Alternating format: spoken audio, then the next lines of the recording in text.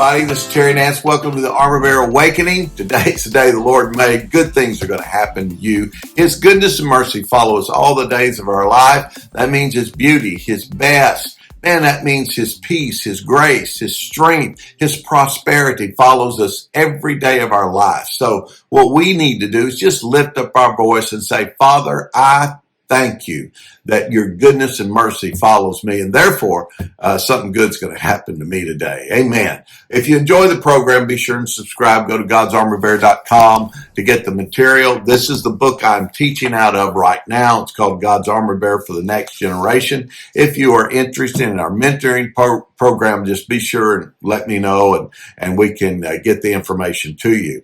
Right now, I'm on page number 59, and I'm really talking about what a pastor.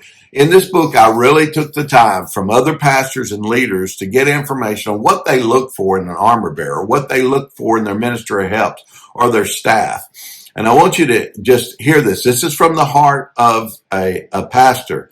I need you to be strong and be able to handle it when I vent my frustrations. You know, there's a lot of things that go wrong in the ministry. There just is. There are good days, and there are very challenging days. And when these days hit, man, you're an emotional being. We all are. It'd be great if we were like Spock, Star Trek, but we're not. We don't have emotions. You do have emotions. You got to realize God has emotions. God is a very emotional God. I mean, He loves us. He hates sin.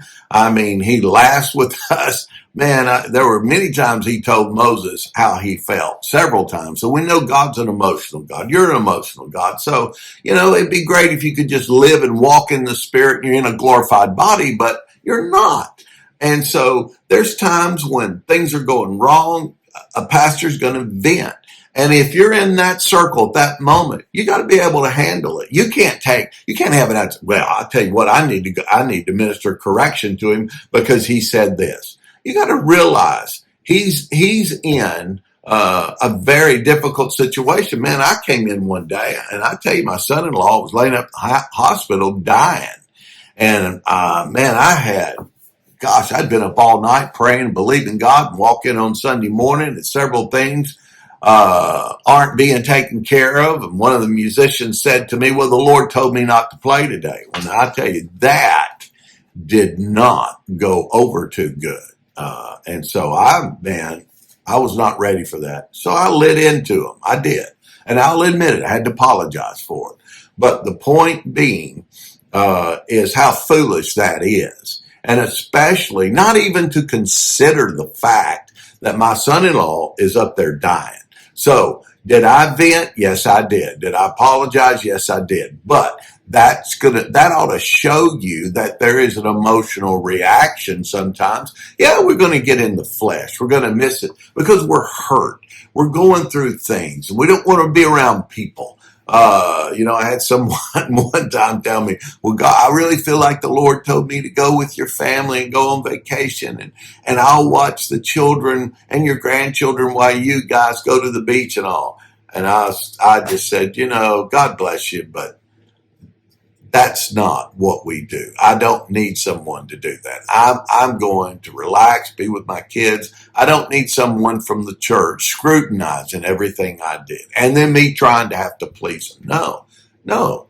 And I offended them. But I want you to see something. I want you guys to listen to me right now. What happens so many times with people in insecurity and inferiority, you set yourself up for it. You put yourself, or you ask a question. You ask something that the people can't fulfill. And then you get disappointed. Oh, you don't love me. That is your own insecurity. And as an armor bearer, you can't have that. You cannot be that way. Look, man, I tell you, the pastor I worked for, his son, there were times that he told his son in front of me, here, I want you to come. There's some ministers coming over. You need to hear what they're saying. And I'm sitting there. I'm the associate pastor, and he didn't ask me to come. And you know what? I just made a decision. Pastor, take your son, go for it. I'll make sure everything's good on this end. Anything you need me to do. And that's just the way I did it. And you say, well, you must have thick skin. Well, my wife and I decided if I'm going to be exalted, God will exalt me. That's the thing you have to know. And the more you can sow into someone else. Matter of fact, my wife and I made sure that the sun was always there before us. And we gave honor to that. Even though I may, at time people would tell me, oh, we'd rather hear you preach. We'd rather hear all this stuff. All that stuff comes in your ears, and you have to know how to handle it. Because I tell you what it is, it's a test of your character, and you have to let that stuff go. And I know I'm speaking to someone right now. Your own insecurity has brought stuff into your life. Now, you can go see a counselor, you can get help. But what you've got to do is you got to start sowing into others' relationships. I had an individual who my wife and I, we loved. We brought him in our home. We helped him for several years. They had a horrible situation with the parents. But the next thing that happened, in their minds, they began to expect me to treat them like one of my own natural children. And as much as I wanted to, I can't. And I had to help them. You have to understand there's a difference between spiritual kids and natural kids. I'm going to treat my natural kids different. They're in my will, and my spiritual kids are not in my will. You have to see these kind of things and be mature about it and release this and sow into it. Do everything you can to help someone be in a closer relationship with the pastor and others. Don't guard your place as an armor bearer.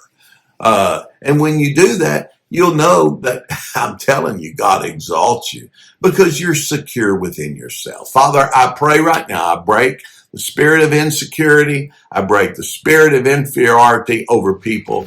And I ask you right now just to use them and bless them. And we just break that stuff so we have peace as we serve. God bless you.